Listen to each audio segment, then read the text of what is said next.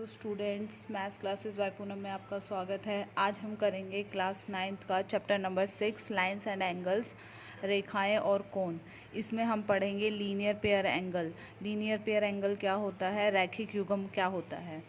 तो सबसे पहले हम समझते हैं एडजेसेंट एंगल क्या होते हैं, उसके बाद हम पढ़ेंगे लीनियर पेयर क्या होते हैं। एडजेसेंट एंगल क्या होते हैं, जब एक जो हमारी ये रे है, किरण है हमारी, इसमें जो पास पास वाले एंगल होते हैं, एक दूसरे से टच करने वाले जो एंगल होते हैं, कॉमन एंगल होते हैं एक ही रे के या एक ही किरण के, उसको हम एडजेसेंट एंगल बोलते हैं। तो 1 और 2 जो है इसमें हमारे कैसे एंगल हैं, एडजेसेंट एंगल हैं। उसके बाद लीनियर पेयर क्या होता है, अगर हमारी कोई एक लाइन है, ठीक है, और उस पर हमारे एंगल बने हुए हैं, एक बना हुआ है, 2 बने हुए हैं, तो इन सब का सम जो होता है वो 180 डिग्री होता है। इसको हम लीनियर पेयर बोलते हैं, रैखिक युग्म बोलते हैं, रैखिक युग्म। तो इसका 180 होता है। अगर हमारे पास कोई लाइन है और उस पर अगर कोई स्ट्रेट लाइन है और उस पर जितने भी एंगल बनते हैं उन सब का सम कितना होता है, 180 डिग्री। और इसका उल्टा भी, अगर 180 डिग्री है तो वो जो लाइन है वो कैसी होगी, स्ट्रेट लाइन। तो पहला हमें ये पूछा गया है कि आइडेंटिफाई करो इनमें से लीनियर पेयर कौन बना रहा है। तो ऐड कर लो आप।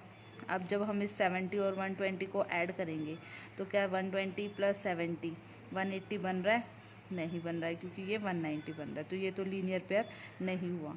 क्या 70 + 50 बन रहा है, तो 70 + 50 कितना हुआ, 120, ये भी हमारा लीनियर पेयर नहीं बन रहा।